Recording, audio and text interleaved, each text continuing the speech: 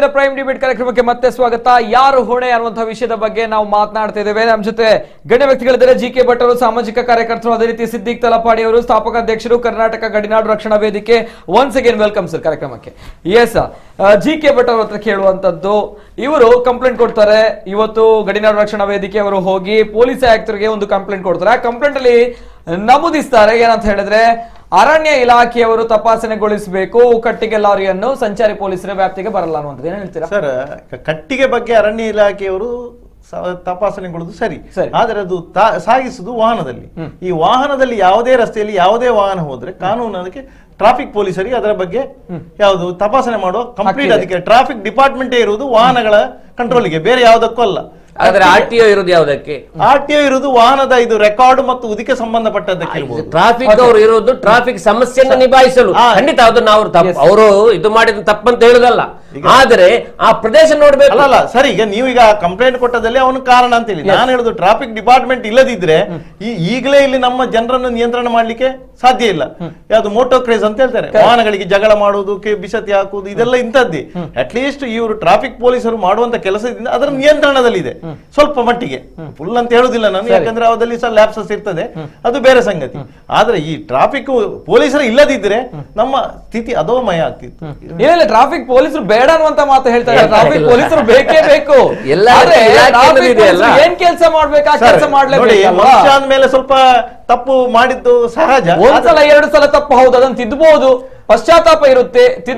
ಸಾಮಾನ್ಯ ಒಬ್ಬ ತಪ್ಪು ಮಾಡಿದ್ರೆ ಅವರಿಗೆ ಪನಿಷ್ಮೆಂಟ್ ಇದೆ, ಅವರಿಗೆ ಶಿಕ್ಷೆ ಇದೆ. ಅಧಿಕಾರಿಗಳು ಮಾಡಿದ್ರೆ ಶಿಕ್ಷೆ ಇಲ್ವಾ? ಅದನ್ನೇ ಕೇಳ್ತಾ ಇದ್ದಾರೆ. ಸಾವಿರಾರು ಪೊಲೀಸರು ಕೆಲಸ ಮಾಡುವಂತ ರಾತ್ರಿ ಹಗಲು ನಿದ್ರೆ ಬಿಟ್ಟು ಕೆಲಸ ಮಾಡ್ತಾರೆ. ಗಣ್ಯ ವ್ಯಕ್ತಿಗಳು ಬಂತ ರಜೆ ಇಲ್ಲ. ಸೊ ಕೆಲವು ಪೊಲೀಸ್ ನೋಡಿ ಸಿಂಪತಿ ಲಾರಿ ಚಾಲಕರು ಕೂಡ ರಾತ್ರಿ ಹಗಲು ಕೆಲಸ ಮಾಡ್ತಾರೆ. ಅದಕ್ಕೆ ನಾವು ಅವರಿಗೆ ಹೆಮ್ಮೆ ಪಡ್ತೇವೆ, ಅವರನ್ನು ನಾವು ಸ್ವಾಗತ ಮಾಡ್ತೇವೆ, ಅವ್ರನ್ನ ಅಭಿನಂದಿಸ್ತೇವೆ, ಸನ್ಮಾನ ಮಾಡ್ತೇವೆ. ಪೊಲೀಸರು ಇಲ್ಲ ಸರ್, ಇಲ್ಲ ಸರ್, ಪೊಲೀಸರ ಬಗ್ಗೆ ನಾವೇನು ಕೀಳಾಗಿ ಮಾತಾಡ್ತಿಲ್ಲ. ಮುಂಚೆ ಈಗ ಈ ಆರ್ಟಿಒಗೆ ಸಪರೇಟ್ ಆಗೋದಕ್ಕೆ ಮುಂಚೆ ಉಳ್ಳಾಳ ಪೊಲೀಸ್ ಪೊಲೀಸರ ಮೇಲೆ ಕೇಸ್ ಮಾಡ್ಬೇಕಂತ ಹೇಳ್ತೀರಿ. ಮಂಗಳೂರು ನಗರ ಪಾಲಿಕೆಯಲ್ಲಿ ಇಷ್ಟು ರಸ್ತೆ ಗುಂಡಿಗಳಿಂದ ಎಷ್ಟು ಪೊಲೀಸರ ಮೇಲೆ ಕೇಸ್ ಮಾಡ್ಬೇಕಾಗಿಲ್ಲ. ಕಂಪ್ಲೇಂಟ್ ಕೊಟ್ಟದ್ದು ಪೊಲೀಸರ ಮೇಲೆ, ಹೌದಲ್ಲ? ಇಲ್ಲ ಕೊಟ್ಟಿದ್ದಾರೆ. ನಾನು ಕೇಳುವಂತದ್ದು, ಒಂದು ಅಕ್ರಮ ಆಗಿದೆ, ಅಲ್ಲಿ ಒಬ್ಬನ ಮೃತ್ಯು ಆಗಿದೆ, ಸಾವಾಗಿದೆ ಅನ್ನುವಂಥ ಪರಿಹಾರ ಯಾರು ಕೊಡ್ಬೇಕು ಸರ್? ಅದಕ್ಕೆ ಪರಿಹಾರ ಯಾರು ಕೊಡ್ಬೇಕು ಸರ್? ಅದಕ್ಕೆ ಕಾರಣಗಳು ಇವರು ಹೇಳಿದ ಫಸ್ಟ್ ಗೆ 4 ಜನ ಅಂತ ಹೇಳಿದ್ರಲ್ಲ, ಅದು ಎಲ್ಲರ ಮೇಲೂ ಕೇಸು ಒಬ್ಬನಂತಲ್ಲ. ಕಾರಣಕರ್ತ ಈಗ ಅವನೊಬ್ಬ ಕೊಲೆ ಮಾಡ್ಲಿಕ್ಕೆ ಹೋದ ತಕ್ಷಣ ಕೊಲೆ ಮಾಡ್ಲಿಕ್ಕೆ ಪ್ರೇರೇಪಣೆ ಮಾಡಿದವ, ಅದಕ್ಕೆ ಸಹಾಯ ಮಾಡಿದವ, ಅಥವಾ ಅದಕ್ಕೆ ನಂತರ ಎಸ್ಕೇಪ್ ಆಗ್ಲಿಕ್ಕೆ ತಯಾರು ಮಾಡಿ ಎಲ್ಲರೂ ಅದರದ್ದು ಕೊಲೆಗಾರನೊಟ್ಟಿಗಿದ್ದಾರೆ. ಅದೇ ತರ ಈ ಪೊಲೀಸರೊಟ್ಟಿಗೆ ಇವರು ಮಾಡಿ ಪೊಲೀಸರವರೇ ನಾವು ಗೂಬೆ ಕೂರಿಸ್ತಾ ಇಲ್ಲ. ಯಾಕಾಗಲ್ಲ ಈ ರೀತಿ ಒಂದು ಮೃತ್ಯುಗೀಡಾದ ಯಾವುದೇ ಅಧಿಕಾರಿಗೆ ಇದುವರೆಗೆ ಶಿಕ್ಷೆ ಆದದ್ದು ಕೇವಲ ಪೇಪರ್ ಅಲ್ಲಿ ನೋಡ್ತೇವೆ, ನಾರ್ತ್ ಇಂಡಿಯಾದಲ್ಲಿ ಒಬ್ರು ಇಬ್ಬರು. ಅದು ಆ ಕಾರಣದಿಂದ ಇಲ್ಲಿ ನಮ್ಮ ದೇಶದಲ್ಲಿ ಆ ಕಾನೂನುಗಳು ನಿಜ ತಪ್ಪಿದ್ರು ಸಹ ಅಧಿಕಾರಿಗಳ ಮೇಲೆ ಆಗದಂತೆ ನಮ್ಮ ಅಧಿಕಾರಿಗಳು 100% ಒಪ್ಪಿಕೊಳ್ತೇನೆ. ಈಗ ನೋಡಿ, ನಗರ ಪಾಲಿಕೆಯಲ್ಲಿ ಇಷ್ಟು ರಸ್ತೆ ಹೊಂಡಗಳಿಂದ ಎಷ್ಟು ಜನ ಪ್ರಾಣ ಕಳ್ಕೊಂಡಿದ್ದಾರೆ. ಒಂದು ಅಧಿಕಾರಿ ಮೇಲೆ ಆಗಲಿ ಆಯುಕ್ತರ ಮೇಲೆ ಕೇಸ್ ಆದ್ದು ನೋಡಿದೀರಾ? ಶಿಕ್ಷೆ ಆದ್ದು ಇಷ್ಟುವರೆಗೆ ನಮ್ಮ ನಾವು ಬದಲಾಗಲ್ವಾ? ಬದಲಾಗ್ತೇವೆ. ಅದಕ್ಕೋಸ್ಕರ ನಮ್ಮ ಜನರು ನಾವು ಬದಲಾಗಬೇಕು. ನಮ್ಮಲ್ಲಿ ಜನ ಮನಸ್ಥಿತಿ ಹೇಳಿದಲ್ಲ, ನಾವು ಫಸ್ಟಿಗೆ ಒಂದು ಮಾತು ಹೇಳ್ಬೇಕಾಗ್ತದೆ. ಬರೀ ರಸ್ತೆ ಮೇಂಟೆನೆನ್ಸ್ ವರ್ಷಕ್ಕೆ ಅವ್ರು ದುಡ್ಡು ಇರ್ತಾರಲ್ಲ, ಅದನ್ನು ಸರಿಯಾಗಿ ಉಪಯೋಗಿಸಿದ್ರೆ ಇಲ್ಲಿ ಚಿನ್ನದಂತ ರಸ್ತೆ ಮಾಡಬಹುದು. ಬರೀ ಮೇಂಟೆನೆನ್ಸ್ ವರ್ಷಕ್ಕೆ ಕೊಡುವಂತ ದುಡ್ಡಲ್ಲಿ. ಸೊ ಹಾಗಾಗಿ ಎಲ್ಲರನ್ನು ನಾವು ಹೊಣೆಗಾರಿಕೆ ಮಾಡಬೇಕಾಗ್ತದೆ. ರಾಷ್ಟ್ರೀಯ ಹೆದ್ದಾರಿ ಕಾಂಟ್ರಾಕ್ಟರ್ ಅಷ್ಟು ಕಳಪೆ ಕಾಮಗಾರಿ ಮಾಡಿ ಲಾರಿ ನೋಡಿ, ಅದು ಅಷ್ಟು ತೆಳ್ಳಗಿನ ಲಾರಿಯ ಸ್ಲ್ಯಾಬ್ ಅಲ್ಲಿ ಹೋಗಿ ಮಗ್ಚಬೇಕಾದ್ರೆ ನೀವು ಅದು ಮನೆ ಅಂಗಳಕ್ಕಾಗುವ ಸ್ಲ್ಯಾಬ್ ಇರಬಹುದು. ಹಾಗಾಗಿ ಅದಕ್ಕೆ ಎಲ್ಲರೂ ಹೊಣೆಗಾರ. ಇಷ್ಟು ಗೊತ್ತಿರುತ್ತೆ, ಮೇಲ್ನೋಟಕ್ಕೆ ಕಾಣ್ತಾ ಇದೆ ನಮ್ಗೆ ಯಾರು ತಪ್ಪು ಅನ್ನುವಂತಾದ್ರೆ ಲಾರಿ ಚಾಲಕನ ಮೇಲೆ ಕೇಸ್ ಹಾಕ್ತಾರಲ್ವಾ ಸರ್? ಅದೇ ನಮ್ಮ ಕಾನೂನಿನ ಲೋಪದೋಷಗಳು ನಮ್ಮ ಕಾನೂನು ದೇಶದಲ್ಲಿ ಮಾಡಿ ಇಲ್ಲ ನಾನು ಯಾರೋ ನೀವು ಬೇರೆ ಸಂಘಟನೆಗೆ ಸೇರಿದವರು, ನಿಮ್ಮ ಹತ್ರ ನಾನು ಆ ಪ್ರಶ್ನೆ ಕೇಳುವಂತದ್ದು ತಪ್ಪಾಗಿರುತ್ತೆ. ಆದ್ರೆ ನೀವು ಟ್ರಾಫಿಕ್ ಅಡ್ವೈಸರಿ ಕಮಿಟಿ ಮೆಂಬರ್ ಆಗಿರ್ತೀರಾ, ಗೊತ್ತಿರುತ್ತೆ, ಎಲ್ಲೋ ಒಂದ್ ಕಡೆ ನಿಮ್ಗೆ ಹಕ್ಕಿರುತ್ತೆ, ಗೊತ್ತಿರುತ್ತೆ. ತಪ್ಪಲ್ವಾ ಸ್ವಾಮಿ? ಗೊತ್ತಾಗುತ್ತೆ. ಅಂದ್ರೆ ಪೊಲೀಸರು ಅಂತ ಹೇಳಿದ್ರೆ ಈ ರೀತಿ ಎಲ್ಲಾ ಮಾಡಬಹುದು. ನಮ್ಮ ಭಾರತದ ಸಂವಿಧಾನದಲ್ಲಿ ಯಾವ್ದು ಏನು ಬರ್ದಿದ್ದಾರೆ ಕಾನೂನು, ಇದು ಮೋಟಾರ್ ಟ್ರಾನ್ಸ್ಪೋರ್ಟ್ ಆಕ್ಟ್ ಏನ್ ಹೇಳ್ತದೆ ಅಂತ ಹೇಳಿದ್ರೆ, ನೋಡಿ ತಪ್ಪಿದ್ರೆ ಆ ದೊಡ್ಡ ವೆಹಿಕಲ್ ಮೇಲೆ ಕೇಸ್, ಅವನಿಂದ ಪರಿಹಾರ ತಗೊಂಡು ಸಣ್ಣವನಿಗೆ ಕೊಡಬೇಕು.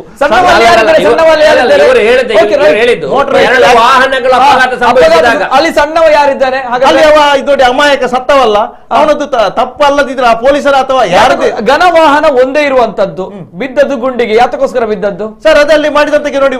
ಈಗ ಅಲ್ಲಿ ಏನಾಗ್ತದೆ, ಯಾವ ಆಧಾರದ ಮೇಲೆ ಡ್ರೈವರ್ ಮೇಲೆ ಕೇಸ್ ಹಾಕ್ತಾರೆ. ನೋಡಿ ಅಲ್ಲಿ ಯಾವ ಆಧಾರ ಮೇಲೆ ಅಂದ್ರೆ ಬೇಜವಾಬ್ದಾರಿಯಿಂದ ಇದು ಲಾರಿ ಅದೇ ಕೇಳೋದು ಯಾರು ಬೇಜವಾಬ್ದಾರಿ ಮಾಡಿದಲ್ಲಿ ರಸ್ತೆಗೆ ಹೋಗುವ ಡ್ರೈವರ್ ಅನ್ನ ಅಂತ ಹೇಳಿದ್ ಯಾರು? ನೋಡಿ ಅಲ್ಲಿ ಏನ್ ಹೇಳ್ತಾರೆ ಗೊತ್ತು. ಅದೇ ಸಂದರ್ಭದಲ್ಲಿ ಸಾಮಾನ್ಯ ಒಬ್ಬ ಬರ್ತಾನೆ, ನಾಗರಿಕ ಕೈ ತೋರಿಸ್ತಾನೆ, ನಿಲ್ಸಿ ಅಂತ ಹೇಳ್ತಾನೆ. ಇದೇ ಘಟನೆ ಮರುಕಳಿಸ್ತೆ ಏನ್ ಮಾಡ್ತೀರಾ ಅವಾಗ? ಯಾರು ತಪ್ಪಾಗಿರುತ್ತೆ ಸರ್? ಈಗ ಇಲ್ಲಿ ಯಾರ್ದು ತಪ್ಪಾಗಿರುತ್ತೆ? ಯಾರ್ದು? ಅವನ ಯಾರು ಕೈ ತೋರಿಸುವಂತದ್ದು ಅದೇ ಪೊಲೀಸರಿಗೆ ಯಾಕಾಗಲ್ಲ? ಅಲ್ಲಿ ಈಗ ನಾಡಿ ಅಲ್ಲಿ ಏನಾಗ್ತದೆ? ಎಸ್ ಸರ್ ಬರ್ತೇನೆ. ಜೀವನ್ ಉಳ್ಳಾಲ್ ಅವರು ನೇರವಾಗಿ ದೂರವಾಣಿ ಸಂಪರ್ಕದಲ್ಲಿದ್ದಾರೆ. ಸ್ಥಳೀಯ ಡಿವೈಎಫ್ಐ ಮುಖಂಡರಾಗಿರುವಂತಹ ಜೀವನ್ ಉಳ್ಳಾಲ್ ಅವರು. ಸರ್ ನಮಸ್ತೆ. ನಮಸ್ತೆ. ಸರ್ ಧ್ವನಿ ಕೇಳ್ತಾ ಇದೆಯಾ? ಕೇಳಿಸ್ತಾ ಇದೆ ಸರ್. ಎಸ್ ಸರ್, ಏನ್ ಹೇಳ್ತೀರಾ ಅನ್ನುವಂಥದ್ದು ನಿನ್ನೆ ನಡೆದಂತಹ ಘಟನೆ ಬಗ್ಗೆ? ರಾಷ್ಟ್ರೀಯ ಹೆದ್ದಾರಿ 66 ತೊಕ್ಕೊಟ್ಟು ಜಂಕ್ಷನ್ ನಲ್ಲಿ ನಡೆದಂತಹ ನಿನ್ನೆ ಘಟನೆ ಬಗ್ಗೆ ನಿರಂತರವಾಗಿ ನಡೀತಾನೆ ಇದೆ. ಕೆಲವೊಂದು ಪ್ರಕರಣಗಳು ಈಗ ಮರಣ ಅಪ್ಪಿದ್ರೆ ದೊಡ್ಡದಾಗಿ ಪ್ರಚಾರ ಆಗುತ್ತೆ, ಇಲ್ಲಾದ್ರೆ ಸಣ್ಣ ಪುಟ್ಟ ಘಟನೆಗಳು ದಿನನಿತ್ಯ ನಡೀತಾ ಇದೆ. ಇದು ಖಾಲಿ ನಿನ್ನೆ ಘಟನೆ ನಾವು ಅದು ಪೊಲೀಸ್ನವರು ಏನು ಫೈನ್ ಹಾಕ್ಲಿಕ್ಕೆ ಅಂತ ಹೇಳಿ ಸೈಡ್ಗೆ ಕರೆದ್ರು ಅನ್ನುವಂತ ಅಷ್ಟಕ್ಕೆ ಮಾತ್ರ ಸೀಮಿತಗೊಳಿಸಬಾರ್ದು ಇದನ್ನ. ಇಲ್ಲಿ ಬಹಳ ಮುಖ್ಯವಾಗಿ ಆ ತೊಕ್ಕೋಟಿನ ಅವ್ಯವಸ್ಥೆಯನ್ನ ನೋಡಿದ್ರೆ ಕಳೆದ 9 ವರ್ಷದಿಂದಲೂ ಕೂಡ ನಾವು ದಿನನಿತ್ಯ ಅನುಭವಿಸ್ತಾ ಇದ್ದೇವೆ. ನಾವು ದಿನನಿತ್ಯನು ಅದು ಒಂದೆರಡು ಘಟನೆಗಳಲ್ಲ, ತುಂಬಾ ಘಟನೆಗಳು ಆಗ್ತಾ ಇದೆ. ಬಹಳ ಮುಖ್ಯವಾಗಿ ಆ ಹೆದ್ದಾರಿಗೆ ನೋಡಿ, ಅಲ್ಲಿ ಸರ್ವಿಸ್ ರಸ್ತೆ ಇದೆ, ಮತ್ತೆ ಅದನ್ನ ಸರಿಯಾಗಿ ಮಾಡ್ಲಿಲ್ಲ, ಮತ್ತೆ ಫ್ಲೈಓವರ್ ನ ಕೆಲಸ ಅರ್ಧದಲ್ಲಿದೆ, ಒಂದು ಕಡೆಯಲ್ಲಿ ಟೋಲ್ ಸಂಗ್ರಹ ಆಗ್ತಾ ಇದೆ. ಒಟ್ಟು ತೊಕ್ಕೊಟ್ಟನ್ನು ಒಂದು ಸಂಪೂರ್ಣವಾಗಿ ಸರಿ ಮಾಡುವಂತ ವ್ಯವಸ್ಥೆ ಬಹಳ ಪ್ರಮುಖವಾಗಿ ಇಲ್ಲಿನ ನಮ್ಮ ಆಡಳಿತ ವರ್ಗಕ್ಕೆ ಮನಸ್ಸಿಲ್ಲ. ಒಂದ್ ವೇಳೆ ಪ್ರಾಮಾಣಿಕವಾಗಿ ಕಾಳಜಿ ಇರ್ತಿದ್ರೆ ಇಷ್ಟೊತ್ತಿಗೆ ಸಂಪೂರ್ಣವಾಗಿ ಮುಗಿಸಿ ಎಷ್ಟೋ ಜೀವಗಳು ಉಳಿತಾ ಇತ್ತು. ಇದು ನಿನ್ನೆ ಒಂದು ಘಟನೆ ಅಲ್ಲ, ಹಲವಾರು ಸಣ್ಣ ಪ್ರಾಯದ ಹುಡುಗರು ಬಸ್ ಆಕ್ಸಿಡೆಂಟ್ ಆಗಿ, ಬೈಕ್ ಆಕ್ಸಿಡೆಂಟ್ ಆಗಿ ದಿನನಿತ್ಯ ಸಾಯ್ತಾ ಇದ್ದಾರೆ. ನಾನು ಇವರು ನಮ್ಮ ಆಡಳಿತ ವರ್ಗ ಯಾವಾಗ ಎಚ್ಚೆತ್ತುಕೊಳ್ತದ ಅಂತ ಹೇಳಿ ನನ್ಗೆ ಗೊತ್ತಾಗ್ತಾ ಇಲ್ಲ. ಹಾಗಾಗಿ ಇಲ್ಲಿ ನಡೆದಿರುವಂತ ಸಂಪೂರ್ಣ ಘಟನೆ ನಿನ್ನೆದೇನಿದೆ, ಇದು ಆಡಳಿತ ವರ್ಗದ ಬಹಳ ಪ್ರಮುಖವಾಗಿ ನಮ್ಮ ಜಿಲ್ಲೆಯ ಸಂಸದರಾಗಿರ್ತಕ್ಕಂಥ ನಳಿನ್ ಕುಮಾರ್ ಕಟೀಲ್ ರವರೇ ನೇರವನೆ ಅಂತೇಳಿ ನಾನು ಎಲ್ಲಿಗೆ ಬಯಸ್ತಾ ಇದ್ದೇನೆ, ಬೇರೇನಲ್ಲ ಇಲ್ಲಿ ಕಾರಣ. ನಿಮ್ಮ ಸಂಘಟನೆಯಿಂದ ನೀವು ಅನೇಕ ಹೋರಾಟಗಳನ್ನು ಮಾಡಿದವರು, ಅನೇಕ ತಲಪಾಡಿ ಚಲೋ ಅಂತೇಳಿ ಮಾಡಿದ್ವಿ, ಅದ ನಂತರ ಹೋರಾಟ ಮಾಡಿದ್ವಿ. ಈಗ ನಾವು 30ಕ್ಕೆ ಮಾಡ್ತಾ ಇದ್ದೇವೆ ಮತ್ತೆ ಒಂದು ಕಾರ್ಯಕ್ರಮ, 30ಕ್ಕೆ ಮತ್ತೆ ಮಾಡ್ತಾ ಇದ್ದೇವೆ. ಓಕೆ ಸರ್, ಎಲ್ಲೋ ಒಂದ್ ಕಡೆ ಗೊಂದಲ ಇದೆ ನಿಮ್ಮ ಹೇಳಿಕೆಗಳಲ್ಲಿ. ನಿನ್ನೆ ನಡೆದಂತಹ ಒಂದು ಘಟನೆ ಏನಿದೆ ಅದು ಅಪಘಾತ ಮೂಲ ಕಾರಣ ಅನ್ನುವಂತಹ ಮಾತುಗಳು, ಪೊಲೀಸ್ ಅವರ ಬೇಜವಾಬ್ದಾರಿ ಅನ್ನುವಂಥದ್ದು, ಟ್ರಾಫಿಕ್ ಪೊಲೀಸರು ಬೇಜವಾಬ್ದಾರಿ, ಏನ್ ಹೇಳ್ತೀರಾ? ನೋಡಿ, ಟ್ರಾಫಿಕ್ ಪೊಲೀಸ್ನವರು ಒಂದಿದೆ, ಸರಿ ಒಪ್ತೇನೆ ನಾನು. ಏನಂತ ಹೇಳಿದ್ರೆ ಅವರು ಸರಿಯಾದ ವ್ಯವಸ್ಥೆ ಇರುವಂತ ಜಾಗದಲ್ಲಿ ಕರೆದು ಫೈನ್ ಹಾಕ್ಬೇಕಂತ ಹೇಳಿ. ನಾನು ಹೇಳ್ತಕ್ಕಂಥದ್ದು ಹೌದು, ಅವರು ಕರೆದ್ರಪ್ಪ ಒಂದು ಸೈಡಿಗೆ, ಗಾಡಿ ಬೀಳ್ಲಿಕ್ಕೆ ಕಾರಣ ಪೊಲೀಸ್ನವರಲ್ಲ. ಗಾಡಿ ಸಂಪೂರ್ಣವಾಗಿ ಉರುಳ್ಲಿಕ್ಕೆ ಕಾರಣ ಏನು? ಅಲ್ಲಿನ ಕಾಮಗಾರಿ. ಅಲ್ಲಿನ ಕಾಮಗಾರಿ ಸರಿ ಇರ್ತಿದ್ರೆ ಗಾಡಿ ನಿಲ್ತಾ ಇತ್ತಲ್ಲ ಸರಿಯಾಗಿ. ಒಂದು ಪೊಲೀಸ್ನವರು ತಪ್ಪಿದೆ, ಅದು ಪೊಲೀಸ್ನವರು ಈಗಂದಲ್ಲ, ಮೊದಲಿನಲ್ಲೂ ಕೂಡ ಬೇರೆ ಬೇರೆ ಕಾರಣಗಳಲ್ಲಿ ಟ್ರಾಫಿಕ್ನವರು ಫೈನ್ ಹಾಕುವಂಥದ್ದು, ಮತ್ತೆ ಇವರು ಸರಿಯಾಗಿ ರೋಡ್ ವ್ಯವಸ್ಥೆ ಇಲ್ಲದ್ರು ಕೂಡ ಇವರು ಏನು ಬಕೆಟ್ ಇಟ್ಕೊಂಡು ನಿಲ್ತಾರೆ, ಅದೊಂದು ತಪ್ಪಿದೆ. ಆದ್ರೆ ಅದಕ್ಕೆ ಪ್ರಮುಖ ಕಾರಣ ಪೊಲೀಸ್ನವರು ಅಂತ ಹೇಳಲಿಕ್ಕೆ ಆಗಲ್ಲ. ಫೈನ್ ಹಾಕಿದ್ದು ಆ ಸ್ಥಳದಲ್ಲಿ ತಪ್ಪು, ಆದ್ರೆ ಆ ಗಾಡಿ ಉರ್ಲಿಕ್ಕೆ ಕಾರಣ ಪೊಲೀಸ್ನವನಲ್ಲ. ಗಾಡಿ ಉರ್ಲಿಕ್ಕೆ ಕಾರಣ ಏನು, ಬೀಳ್ಲಿಕ್ಕೆ ಕಾರಣ ಏನು, ಅದು ಮುಖ್ಯವಾಗಿ ಬೇಕಿರುವಂತದ್ದು. ಏನು ಪೊಲೀಸ್ನವರು ದೂಡಿ ಹಾಕಿದ ಎಲ್ಲಲ್ಲ. ಇಲ್ಲ, ಪೊಲೀಸರು ಸ್ಥಳಾವಕಾಶವಿದ್ದಂತಹ ಸ್ಥಳದಲ್ಲಿ ಹೋಗಿ ನಿಲ್ಸಿದ್ರೆ ಗಾಡಿ ತಾನಾಗಿ ನಿಲ್ತೈತೇನು ಅಲ್ವಾ? ಕರೆಕ್ಟ್. ಒಂದು ಇಟ್ಕೊಳ್ಳಿ, ಇನ್ನು ಆ ಸ್ಥಳದಲ್ಲಿ ಆ ಗಾಡಿ ಎಲ್ಲ ಬೇರೆ ಗಾಡಿ ಕೂಡ ನಿಲ್ತದಲ್ಲಿ. ಆ ಸ್ಥಳದಲ್ಲಿ ನಿನ್ನೆ ಅಕಸ್ಮಾತ್ ಆಗಿ ಆ ಜಾಗ ಉಂಟಲ್ಲ, ಆ ಜಾಗದಲ್ಲಿ ನಿನ್ನೆ ಆ ಗಾಡಿ ಏನೋ ಪೊಲೀಸ್ನವರು ಹೇಳಿ ನಿಲ್ಲಿಸಿದ್ರು, ಇಲ್ಲದ್ರೆ ಬೇರೆ ಅಚಾನಕ್ಕಾಗಿ ಗಾಡಿ ನಿಲ್ಲುವಂತ ವ್ಯವಸ್ಥೆ ಕೂಡ ಇದೆ. ಅಲ್ಲಿ ಗಾಡಿ ನಿಲ್ಲುವಂತ ಜಾಗ ಇದೆ, ಅದು ನಿಲ್ಲುವಂತಲೇ ಜಾಗ. ಆ ಜಾಗದಲ್ಲಿ ನಿನ್ನೆ ಬೇರೆ ಗಾಡಿ ನಿಲ್ತಾ ಇದ್ರೆ, ಯಾವುದೊಂದು ಅರ್ಜೆಂಟ್ ನಲ್ಲಿ ಒಂದು ಪರ್ಚೇಸ್ ಮಾಡ್ಲಿಕ್ಕೆ ನಿಲ್ಲಿಸಿ ಹೋಗುವಂತ ಇದ್ರೆ ಏನಾಗ್ತಾ ಇತ್ತು? ನಾನೇ ಒಂದ್ 2-3 ಸಲ ನಾನೇ ಆ ಜಾಗದಲ್ಲಿ ಪಾರ್ಕ್ ಮಾಡಿದ್ದೆ. ನನ್ನ ಕಾರಣ ಆ ಜಾಗದಲ್ಲಿ ನಾನು ಪಾರ್ಕ್ ಮಾಡಿದ್ದೆ. ನನಗೆ ಅರ್ಜೆಂಟ್ ಆಗಿ ಒಂದು ಹೂ ಬೇಕಿತ್ತು, ಅಲ್ಲಿ ಹೂವಿನ ಒಂದು ಸಣ್ಣ ಮಾರ್ಕೆಟ್ ಉಂಟು, ಆ ಹೂವಲ್ಲಿ ಪರ್ಚೇಸ್ ಮಾಡ್ಲಿಕ್ಕೆ ನಾನು ಅಲ್ಲಿ ಪಾರ್ಕ್ ಮಾಡ್ತಾ ಇದ್ದೆ. ಓಕೆ ಸರ್, ಕಾಮಗಾರಿ ಕಂಪ್ಲೀಟ್ ಆಗ್ಬೇಕು, ಅವಾಗ ಎಲ್ಲಾ ಸಮಸ್ಯೆಗಳಿಗೆ ಪರಿಹಾರ ಸಿಗುತ್ತೆ ಅನ್ನುವಂತಹ ಮಾತುಗಳು ಅಲ್ವಾ? ಹೌದು, ಖಂಡಿತ. ಅದರಲ್ಲಿ ನಾವು ಪೊಲೀಸ್ನವರ ತಪ್ಪಿಲ್ಲ ಅಂತ ಹೇಳ್ತಾ ಇಲ್ಲ. ಪೊಲೀಸ್ನವರು ಕೂಡ ಈ ಸಂದರ್ಭದಲ್ಲಿ ಸ್ವಲ್ಪ ಅದನ್ನ ವ್ಯವಸ್ಥೆ, ಇಲ್ಲಿ ಫೈನ್ ಹಾಕುವಂತದ್ದು ಮುಖ್ಯ ಅಲ್ಲ, ಟ್ರಾಫಿಕ್ ಅನ್ನ ಕ್ಲಿಯರ್ ಮಾಡುವಲ್ಲಿ ಪೊಲೀಸ್ನವರು ಒತ್ತು ಕೊಡ್ಬೇಕನ್ನುವಂಥದ್ದು ಹೊಂದಿರುತ್ತಕ್ಕಂಥ ನಿಜವಾದ ಮಾತು. Yes sir, thank you so much. Okay. Siddiq Talapady ಅವರು ಪೊಲೀಸ್ ಆಯುಕ್ತರಿಗೆ ದೂರು ಕೊಡ್ತಾರೆ, ಏನ್ ಹೇಳಿದ್ರು ಅನ್ನುವಂಥದ್ದು. ಪೊಲೀಸ್ ನಮ್ಮ ನೋಡಿ, ಪೊಲೀಸ್ ಆಯುಕ್ತರಿಗೆ ದೂರು ಕೊಟ್ಟಿದ್ದು ಇದೊಂದು ನಮ್ಮ ಮೊದಲ ಸ್ಟೆಪ್. ಸರಿ, ಇನ್ನು ನಾವು ಹೋರಾಟವನ್ನು ನಿಲ್ಲಿಸುವುದಿಲ್ಲ. ಸರಿ, ಎಷ್ಟೊತ್ತಿಗೆ ಅಮಾಯಕ ಹುಡುಗನಿಗೆ ನ್ಯಾಯ ಸಿಗಿದಿಲ್ವೋ ಅಷ್ಟೊತ್ತಿಗೆ ಆ ಕುಟುಂಬದವರಿಗೆ ನಿಲ್ಲಕ್ಕೆ ನಾವು ಪಣ ತೊಟ್ಟಿದ್ದೀವಿ. ಯಾಕೆಂದ್ರೆ ಇನ್ನು ಮರುಕಳಿಸಬಾರ್ದು. ನಾವು ಹಲವಾರು ಹೋರಾಟ ಮಾಡಿದ್ದೀವಿ, ಹಲವಾರು ಆಕ್ಸಿಡೆಂಟ್ಗಳು, ಹಲವಾರು ಅಪಘಾತಗಳು, ಸಾವು ನೋವುಗಳನ್ನು ಕಂಡಿದ್ದೀವಿ. ಆದರೆ ಇನ್ನು ನಾವು ಸುಮ್ಮನೆ ಇದ್ರೆ, ಇನ್ನು ನಾವು ಹೋರಾಟ ಮಾಡಿ ಜನಪ್ರತಿನಿಧಿಗಳಿಗೆ ಬೇಕಾದ ಎಲ್ಲ ಇದು ಮಾಡಿ ಆಯ್ತು, ಎಲ್ಲ ಪ್ರತಿಭಟನೆ ಮಾಡಿ ಆಯ್ತು, ಅವರ ವಿನಂತಿ ಮಾಡಿ ಆಯ್ತು, ಕೈಕಾಲು ಮುಗಿದಾಯ್ತು, ಕೈ ಮುಗಿದಾಯ್ತು, ಸರಿ ಮಾಡಿ ಜನರಿಗೊಂದು ಉಪಕಾರ ಮಾಡಿ ಅಂತ. ಆದ್ರೆ ಅದಕ್ಕೆ ಪ್ರತಿಕ್ರಿಯೆ ಇಲ್ಲ.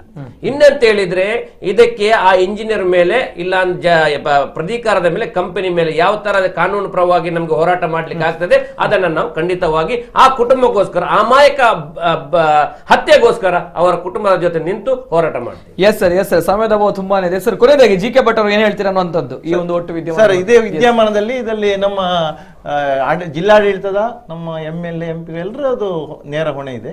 ನೋಡಿ, ಈಗ ಉದಾಹರಣೆ ಹೇಳ್ತೇನೆ. ಅದೇ ಸರ್ವಿಸ್ ರೋಡ್ ಅಲ್ಲಿ, ಅಲ್ಲಿ ತೊಕ್ಕೋಟಲ್ಲಿ ಬಸ್ ಸ್ಟಾಪ್ ಇದ್ರು ಸಹ ಸರ್ವಿಸ್ ರೋಡ್ ಅಲ್ಲಿ ಜನರನ್ನು ನಿಂತುಕೊಂಡು ಹತ್ತಿಸ್ತಾ ಇದ್ದಾರೆ. ಯಾವ್ದಾದ್ರು ಒಂದು ಬ್ರೇಕ್ ಫೈಲ್ ಆದ ಗಾಡಿ ಬಂದ್ರೆ 10-20 ಜನ ಸಾಯುವಂತ ಸ್ಥಿತಿ. ಬಸ್ ಸ್ಟ್ಯಾಂಡ್ ಇದ್ರು ಅದನ್ನು ನಿಲ್ಲಿಸಲಿಕ್ಕೆ ಪೊಲೀಸರು ಬಿಡ್ತಾ ಇದ್ದಾರೆ. ನೋಡಿ, ಅಂದ್ರೆ ಚಲ್ತಾಯ ಅಂತ ಹೇಳುವ ಒಂದು ಇದು. ಹಾಗಾಗಿ ನಮ್ಮ ವ್ಯವಸ್ಥೆಯಲ್ಲಿ ಲೋಪದೋಷಗಳಿದೆ. ಆ ವ್ಯವಸ್ಥೆಯನ್ನು ನಾವು ಸರಿಪಡಿಸಬೇಕು. ಇದೊಂದು ಕಾರಣ. ನಿನ್ನೆ ಒಬ್ಬ ನಿಜವಾಗಿ ನನಗೆ 25 ವರ್ಷಕ್ಕೆ ನನಗೆ ಬೇಸರ ಆಗಿದೆ. ಇಂಥದ್ದು ಸಾವಿರಾರು ಜನರು, ಅವನ ಕುಟುಂಬದ ಸ್ಥಿತಿ ಏನಾಗಬಹುದು ಸರ್? ಇಂಥದ್ದು ಎಷ್ಟು ಜನ ವರ್ಷಕ್ಕೆ ಪ್ರಾಣ ಕಳ್ಕೊಳ್ತಾ ಇದ್ದಾರೆ. ನಂತರ ಅಲ್ಲಿ ಒಂದು ತಾಯಿ ಮತ್ತು ಮಗ ಮತ್ತು 3 ಜನ ಅಮಾಯಕರು 2 ವರ್ಷದಂದ್ರು. ಯಾವುದೇ ಒಂದು ಜಿಲ್ಲಾಡಳಿತ ಆಗಲಿ, ನಗರ ಪಾಲಿಕೆ ಆಗಲಿ, ಅಲ್ಲಿಗೆ ಕತೆ ಮುಗಿಯಿತು. ಯಾವುದೇ ಒಂದು ಅದಕ್ಕೆ ಏನು ಪರಿಹಾರ, ಏನಾಗಬೇಕು, ಆ ಬಸ್ ಸ್ಟ್ಯಾಂಡ್ ಶಿಫ್ಟ್ ಆಗಬೇಕಾ, ಏನು ಯಾವುದೇ ಒಂದು ಅಲ್ಲಿಗೆ ನಮ್ಮ ವ್ಯವಸ್ಥೆಯಲ್ಲಿ ಲೋಪದೋಷ ಇದೆ. ಓಟಿಗಿನ ರಾಜಕೀಯ ಎಲ್ಲಿವರೆಗೆ ಇರ್ತದ ಅಲ್ಲಿ ತನಕ ನಮ್ಮ ದೇಶ. ಓಕೆ, ನಾನು ಕೇಳೋದಾದ್ರೆ ಪ್ರಶ್ನೆ ಕೇಳುವವರು ಯಾರು ಅನ್ನುವಂಥದ್ದು. ಸಾಮಾಜಿಕ ಕಾರ್ಯಕರ್ತರು ಒಂದ್ ಕಡೆ ಈ ರೀತಿ ಇದಕ್ಕೋಸ್ಕರ ಒಂದು ಕಮಿಟಿಗಳು, ಇದಕ್ಕೋಸ್ಕರ ಒಂದು ಡಿಪಾರ್ಟ್ಮೆಂಟ್ಗಳು. ಅಲ್ಲ, ಈಗ ನಾವು ಸಿರಾಜ್ ಅಡ್ಕ ಇವ್ರು ಹೇಳಿದಾರಲ್ಲ, ಅವರ ಬಗ್ಗೆ ನಾನು ನಿಜವಾಗಿ ಒಂದು ಹೆಮ್ಮೆ ಪಡ್ತೇನೆ. ಬಟ್ ಯಾರು ಅಂತವರು ಅವ್ರ ಹೋರಾಟಕ್ಕೆ ಬಂದ್ರೆ ಯಾರು ಮಾಡೋದಿಲ್ಲ. ನಾಳೆ ಕೋಮುಗಲಕ್ಕೆ ಅವರು ರೋಡ್ಲಿ 100-200 ಜನ ಬೇಕಾದ್ರೆ ಬರ್ತಾರೆ. ನಮ್ಮಲ್ಲಿ ಅಭಿವೃದ್ಧಿ ಬೇಡ, ಅಮಾಯಕನ ಇದು ಬೇಡ. ಯಾವುದು ನಾಳೆ ಎಂಥದ್ದು ಓಟಿನ ಪ್ರಚಾರಕ, ಕೋಮುಗಲಭೆಗೆ ಜನ ರೆಡಿ ಇರ್ತಾರೆ. ನಾವು ಎಲ್ಲಿವರೆಗೆ ನಾವು ಇದನ್ನು ಬಿಟ್ಟು ಅಭಿವೃದ್ಧಿ ಬಗ್ಗೆ ಎಲ್ಲ ಪಕ್ಷಗಳು, ಜನರು ಒಗ್ಗಟ್ಟಾಗ್ತಾರ, ಅಲ್ಲಿವರೆಗೆ ನಾವು ಇದಕ್ಕೆ ಪರಿಹಾರ ಇಲ್ಲ ಅಂತ ಅನಿಸ್ತದೆ. ನನಗೆ ತುಂಬಾ ಬೇಸರ ಆಗ್ತದೆ. ಬುದ್ಧಿವಂತರ ಜಿಲ್ಲೆಯಲ್ಲಿ ಈ ತರ ಪದೇಗಳು ಆಗ್ತಾ ಇದೆ. ನೀವು ಆಂಕರ್ ಆಗಿ ನೋಡಿರ್ಬೋದು, ಎಷ್ಟು ಲೈವ್ ಡಿಬೇಟ್ ಅಲ್ಲಿ ಸಮಸ್ಯೆಗಳು ಬರುವಾಗ ನೀವು ನಮ್ಮನ್ನು ಕರಿತೀರಿ. ಯಾಕಂದ್ರೆ ಅಲ್ಲಿ ಜನಪ್ರತಿನಿಧಿಗಳು ಎಲ್ಲ ಇವತ್ತು ನೀವು ಫೋನ್ ಮಾಡಿದ್ರೆ ಯಾರು ಸಿಗುವುದಿಲ್ಲ. ಅವರು ಎಲ್ಲ ಬೇರೆ ಬೇರೆ ಕಾರಣಗಳಿಂದ ಬೇರೆ ಇದಿರ್ತದೆ. ಜನರ ಪ್ರತಿನಿಧಿಗಳಿಂದ ಜನರ ಬಗ್ಗೆ ಕಾಳಜಿ ಅಂತ ಇಲ್ವೇ ಇಲ್ಲ. ಅದೊಂದು ಮುಖ್ಯ ಕಾರಣ. ಜನರ ಪ್ರತಿನಿಧಿಗಳನ್ನ ನಾವು ಕರಿತೇವೆ, ಮಾತನಾಡ್ತಾರೆ, ನಾವು ಸರಿ ಮಾಡ್ತೇವೆ, ಎಲ್ಲವೂ ಸರಿ ಆಗುತ್ತೆ ಅನ್ನೋ ಮಾತು ಹೇಳ್ತಾರೆ. ಕೇವಲ ಸುಳ್ಳು ಆಶ್ವಾಸನೆಗಳಾಗುತ್ತೆ ಹೊರತು ಏನಾಗ್ತಾ ಇಲ್ಲ. ಒಂದು ಮಾತು ಹೇಳಿದ್ರೆ ಅಲ್ಲ, ನೋಡಿ 25 ಲಕ್ಷ 50 ಲಕ್ಷ ಕಾರಲ್ಲಿ ಓಡುವಂತ ಗಣ್ಯ ಇದು ಬುದ್ಧಿವಂತರು ಅಂತ ನೀವು ಮಾತು ಹೇಳ್ತೀರಾ. ಹಾಗಾದ್ರೆ ಯಾವ ಆಂಗಲ್ ಅಲ್ಲಿ ಬುದ್ಧಿವಂತರು ಅನ್ನುವಂಥದ್ದು ಗೊತ್ತಾಗ್ತದೆ. ನಾವು ಬೇರೆ ಜಿಲ್ಲೆಯವರು ನಮಗೆ ಪಟ್ಟ ಕೊಟ್ಟದಲ್ಲದೆ ನಾವು ನಮ್ಮ ಜಿಲ್ಲೆಯ ಬುದ್ಧಿವಂತರು ಹಾಗಾದ್ರೆ ಒಪ್ಕೊಳ್ಳಲ್ಲ. ನಿಜವಾಗಿ ಸರ್, ನಮ್ಮಲ್ಲಿ ಏನು ಒಗ್ಗಟ್ಟಿದೆ? ಯಾವ ಹೋರಾಟ ಇವರಂತವ್ರು ಒಂದು 10 ಜನ ಹೋರಾಟ ಮಾಡ್ತಾರೆ. ಇಷ್ಟು ಇಲ್ಲ, ಸಿದ್ದಿಕ್ ತಲಪಾಡಿ ಅವರು ಅನೇಕ ಬಾರಿ ಇದೇ ರೀತಿ ಹೋರಾಟದ ವಿಷಯದ ಬಗ್ಗೆ ನಮ್ಮ ಟೋಲ್ ಬಗ್ಗೆ ಹೋರಾಟ ಮಾಡಿದ್ರು. ಅದೇ ನಮ್ಮ ಜನಪ್ರತಿ ಇಚ್ಛಾಶಕ್ತಿ ಇಲ್ಲ. ಟೋಲ್ ನಿಜವಾದ ಸ್ಥಳೀಯರಿಗೆ ಆ ಟೋಲ್ ತಗೊಳ್ಳುವಂತ ಇದುವೇ ಇಲ್ಲ. ಈ ರಸ್ತೆಗಳಿಗೆ ಈ ನವಯುಗ ಕಂಪನಿ ಟೋಲ್ ತಗೊಳ್ಳೇಬಾರದು. ಎಸ್ ಸರ್, ಕೊನೆಯದಾಗಿ ಸಿದ್ದಿಕ್ ತಲಪಾಡಿ ಏನ್ ಹೇಳ್ತೀರಾ ಸರ್? ಖಂಡಿತವಾಗಿಯೂ ಜನಪ್ರತಿನಿಧಿಗಳು ಇಲ್ಲ ಜಿಲ್ಲಾಡಳಿತ ಈ ಘಟನೆಗೆ ಅಮಾಯಕನಿಗೆ ಪರಿಹಾರ ದೊರಕಿಸಿಕೊಡ್ಬೇಕು. ಮತ್ತೆ ಮುಂದೆ ಇನ್ನು ಯಾವುದೇ ಈ ತರ ಘಟನೆ ಆಗೋದಕ್ಕೆ ನೋಡ್ಕೊಳ್ಬೇಕಂತ ಅವರಲ್ಲಿ ವಿನಂತಿಯನ್ನು ಮಾಡ್ತೀನಿ. ಮುಂದೆ ಈ ತರ ವ್ಯವಸ್ಥೆಯಲ್ಲಿ ಅಧಿಕಾರಿಗಳು ಸಾರ್ವಜನಿಕರಿಗಾಗಿ, ಮನುಷ್ಯರಿಗಾಗಿ ಮನುಷ್ಯತ್ವ ಎತ್ಕೊಂಡು ಕೆಲಸ ಮಾಡ್ಬೇಕಂತ ಕೈ ಮುಗಿದು ಬೇಡಿಕೊಳ್ತೇನೆ. ಓಕೆ, ಒಂದು ಮಾತು ಹೇಳಿದ್ರು, ಬುದ್ಧಿವಂತರ ಜಿಲ್ಲೆ ಅನ್ನುವಂತಹ ಮಾತುಗಳು ನಮ್ಮ ಮಂಗಳೂರಿಗಿದೆ ಅನ್ನುವಂಥದ್ದು, ಕರಾವಳಿಗಿದೆ ಅನ್ನುವಂಥದ್ದು. ಆದ್ರೆ ಇದು ನಮ್ಗೆ ಸಿಕ್ಕಂತಹ ಬಿರುದು ಅಲ್ಲ, ಬೇರೆಯವರು ಕೊಟ್ಟಂತಹ, ಬೇರೆ ಜಿಲ್ಲೆಯವರು ಹೇಳಿದಂತಹ ವಿಷಯ ಅನ್ನುವಂಥದ್ದು. ಅದು ಬುದ್ಧಿವಂತರು ಕೂಡ ನಾವು ಮಂಗಳೂರಿಗರು. ಆದ್ರೆ ಎಲ್ಲೋ ಒಂದ್ ಕಡೆ ಅತಿ ಸ್ವಾರ್ಥಿಗಳಾಗ್ತಾ ಇದೆ ಅನ್ನುವಂಥದ್ದು. ನಮ್ಗೆ ಸಮಸ್ಯೆ ಇದ್ರೆ ಮಾತ್ರ ಸಮಸ್ಯೆ, ಬೇರೆಯವ್ರಿಗೆ ಸಮಸ್ಯೆ ಇದ್ರೆ ಅದು ಸಮಸ್ಯೆ ಅಲ್ಲ ಅನ್ನುವಂಥದ್ದು. ಇದು ದೊಡ್ಡ ತಪ್ಪು ನಾವು ಮಾಡಿರುವಂತದ್ದು. ಅನೇಕ ಅನ್ಯಾಯಗಳು ಆಗ್ತಾ ಇದೆ, ಅನೇಕ ಅಪಘಾತಗಳು ಆಗ್ತಾ ಇದೆ. ವ್ಯವಸ್ಥೆ ಸರಿ ಇಲ್ಲ, ಆದ್ರೂ ಕೂಡ ಯಾರು ಕೂಡ ಪ್ರತಿಭಟನೆ ಮಾಡ್ತಾ ಇಲ್ಲ. ಯಾವ ಒಂದು 4-2 ಸಂಘಟನೆಗಳು ಬಂದು ಪ್ರತಿಭಟನೆ ಮಾಡ್ತಾ ಇದ್ರೆ ಮಾಡ್ಕೊಳ್ಳಿ, ಅವ್ರಿಗೆ ಕೆಲಸ ಇಲ್ಲ ಅನ್ನುವಂತಹ ಬಿರುದುಗಳನ್ನು ಕೊಡ್ತಾ ಇದೆ ನಮ್ಮ ಸಮಾಜ. ಇದು ನಮ್ಮ ಮಂಗಳೂರಿನ ಬುದ್ಧಿವಂತರ ಜಿಲ್ಲೆಯ ಸ್ವಾರ್ಥಿಗಳು ಮಾಡುವಂತಹ ದೊಡ್ಡ ದುರಂತ. ಎಸ್, ಇನ್ನಾದ್ರೂ ಕೂಡ ಬದಲಾಗಬೇಕು. ನಾಳೆ ನಾವು ಕೂಡ ಬರ್ಬೋದು ಆ ಸ್ಥಳದಲ್ಲಿ, ದಯಮಾಡಿ ಬದಲಾಗಬೇಕು, ನಮ್ಮ ರಾಜಕಾರಣಿಗಳು ಕೂಡ ಬದಲಾಗಿ ಅಂತ ಹೇಳ್ತಾ, ಇದು ಈ ಹೊತ್ತಿನ ವಿಶೇಷ. ಇವತ್ತಿನ ಕಾರ್ಯಕ್ರಮದಲ್ಲಿ ನಮ್ಮ ಜೊತೆ ಇದ್ದಂತಹ ಗಣ್ಯ ವ್ಯಕ್ತಿಗಳು ಜಿ.ಕೆ. ಭಟ್ಟರು, ಸಾಮಾಜಿಕ ಕಾರ್ಯಕರ್ತರು. Thank you sir, thank you so much. Yes, ಅದೇ ರೀತಿ ಸಿದ್ದಿಕ್ ತಲಪಾಡಿ ಅವರು, ಸ್ಥಾಪಕ ಅಧ್ಯಕ್ಷ, ಕರ್ನಾಟಕ ಗಡಿನಾಡು ರಕ್ಷಣಾ ವೇದಿಕೆ. Thank you sir, thank you so much. Yes, ಹೇಳುವಂತಹ ಮಾತು, ನಮ್ಮ ಹೋರಾಟ ಇಲ್ಲಿಗೆ ನಾವು ನಿಲ್ಸಲ್ಲ. ಯಾರು ಮೃತಗೀಡಾಗಿದ್ದಾನೆ, ಒಬ್ಬ ವ್ಯಕ್ತಿ ಇದ್ದಾನೆ, ಆ ಹುಡುಗ ಇದ್ದಾನೆ, 25 ವರ್ಷದ ಹುಡುಗ, ಆ ಹುಡುಗನಿಗೆ ನ್ಯಾಯ ಸಿಗ್ಬೇಕು, ಅವರ ಮನೆಯವರಿಗೆ ನ್ಯಾಯ ಸಿಗ್ಬೇಕು, ಏನಾದ್ರೂ ಸೌಲಭ್ಯಗಳು ಸಿಗ್ಬೇಕು ಅನ್ನುವಂತಹ ಹೋರಾಟ ನಾವು ಮಾಡ್ತೇವೆ ಅನ್ನುವಂತಹ ಮಾತುಗಳು ಗಡಿನಾಡು ರಕ್ಷಣಾ ವೇದಿಕೆಯವರದ್ದು. ಎಸ್ ವೀಕ್ಷಕರೇ, ಅಂತೂ ಇಂತೂ ಯಾರು ಹೊಣೆ ಅನ್ನುವಂಥ ಟೈಟಲ್ ನಾವು ಕೊಟ್ಟಿದ್ವಿ. ಹೊಣೆಯಾಗುವಂತವರು ನಾವೇ. ಬುದ್ಧಿವಂತರ ಜಿಲ್ಲೆ ಅನ್ನುವಂತ ಹೆಸರು ನಮ್ಗಿದೆ. ಜನಪ್ರತಿನಿಧಿಗಳನ್ನು ಆಯ್ಕೆ ಮಾಡುವಂತಹ ಹಕ್ಕು ನಮ್ಗಿದೆ. ನಿಜವಾದ ಜನಪ್ರತಿನಿಧಿಗಳನ್ನು ಆಯ್ಕೆ ಮಾಡೋಣ.